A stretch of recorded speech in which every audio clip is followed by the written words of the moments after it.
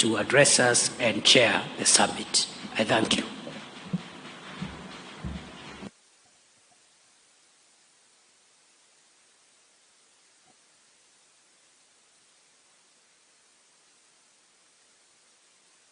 Gentlemen, good morning. I'm Jalango. Asanteni sana. Thank you for finding time for us to engage in this very important meeting of the summit.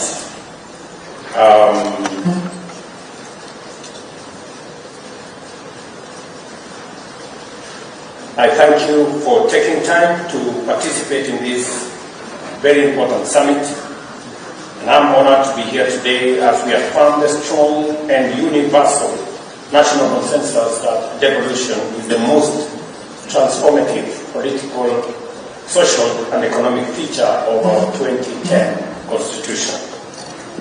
As I pointed out at our last meeting, the fortunes of our country depend decisively on how effectively we manage the devolution of national power and resources.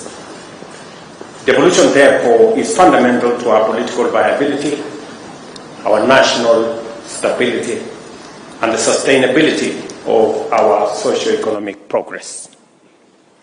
With this in mind, I have convened this summit in the spirit of partnership, recognizing as the highest and most consequential forum for intergovernmental consultations and deliberation, and that this is our best platform for enhancing the national strategic agenda by aligning development policies and accelerating the implementation of programs and projects across the country. Over the past 2 years, we have achieved commendable strategic alignment on 3 key national priorities: achieving food security while lowering the cost of living, creating jobs for our youth on a more ambitious scale, and making deliberate investments in critical sectors to drive rapid, inclusive economic growth that uplifts everyone from the bottom up and leaving nobody behind. To achieve these goals, we agreed to collaborate in supporting strategic programs in agriculture and food security, affordable housing, micro, small, and medium enterprises and manufacturing, universal health coverage, and the adoption of digital technology. I am encouraged by the dedication and commitment demonstrated by county governments and governors in particular in implementing these initiatives. As a result, we have delivered and continue to deliver tangible progress in various crucial sectors.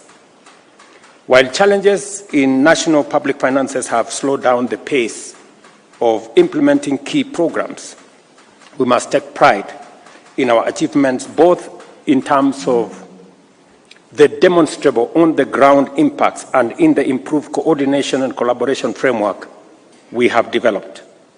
The immense potential of our completed and ongoing programs and projects is becoming increasingly clear to all and no longer can be denied. I would like to briefly highlight some of the accomplishments we have made in just 2 years. By distributing 7 million bags of subsidized fertilizer to farmers, we have significantly increased food production, moving closer to sustainable food security and manageable costs of living. Today, Kenya has high national food stocks, including 95 million bags, 50-kilogram bags of maize, 9 million bags of beans, 10 million bags of wheat, and 2 million bags of rice. In fact, I was in Tanzania the other week, and the Minister for Agriculture there was complaining that they have lost market for their maize into Kenya because we have produced enough maize.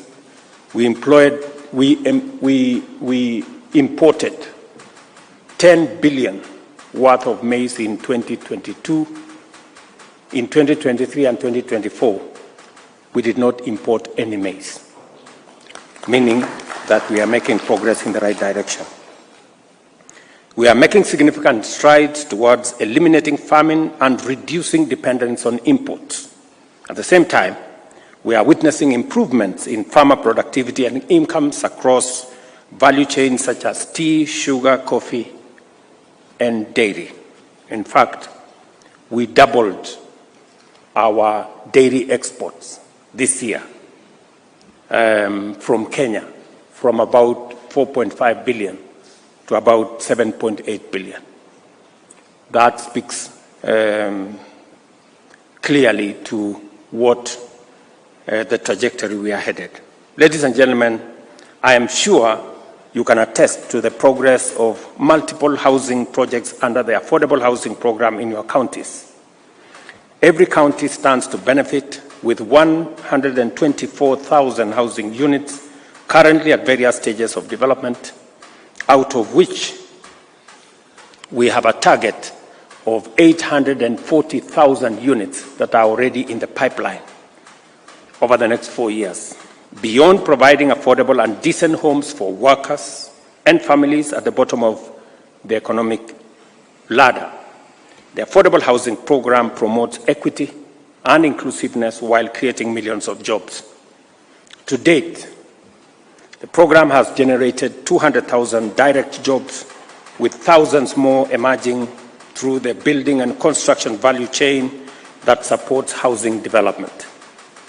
Given the scale of projects in the pipeline, we anticipate that millions of additional jobs will be created as we move forward.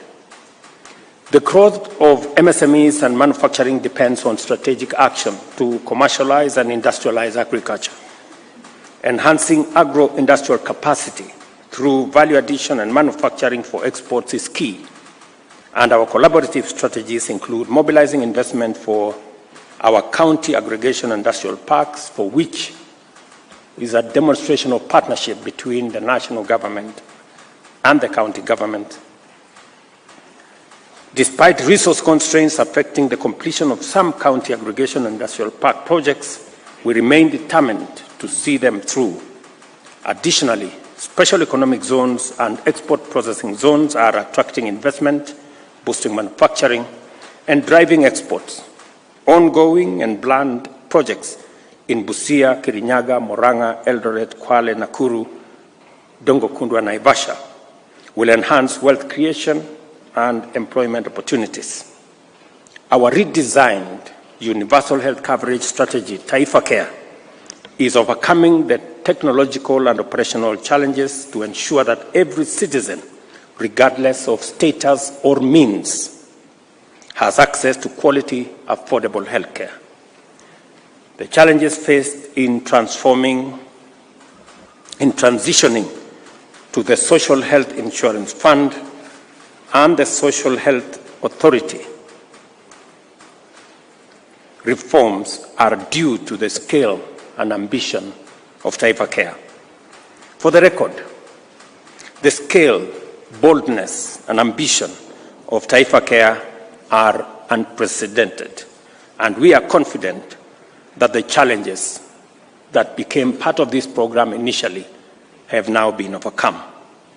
The progress we are unlocking under Taifa Care will enable us to achieve a goal that has eluded us for many decades: a functional and inclusive system that delivers universal health care as a fundamental entitlement for all Kenyans.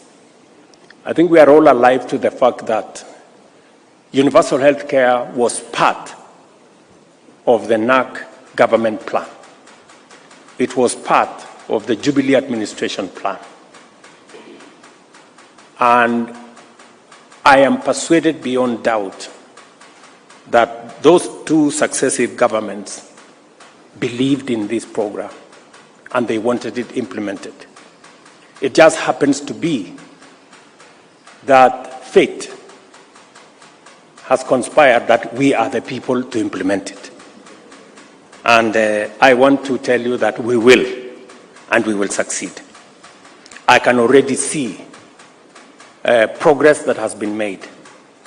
The naysayers are becoming fewer. I saw the media today, they are saying They were saying the other weeks, oh, this thing is not going to work. Now they are saying it is working, but it is creating two categories of Kenyans. Okay, that's good progress. At least we are beyond the point where is it working or not. Okay, so we will move on to that other step, and we will demonstrate to them that in fact it is working for everybody. And I have no doubt in my mind that this program will work, because my team and I and the Council of Governors, we have spent countless hours figuring out how this is going to be rolled out. Similarly, our digital superhighway and creative economy programs are mobilizing investments and creating jobs for digital workers nationwide, promoting transformation at grassroots level. This means that every county is therefore fully in play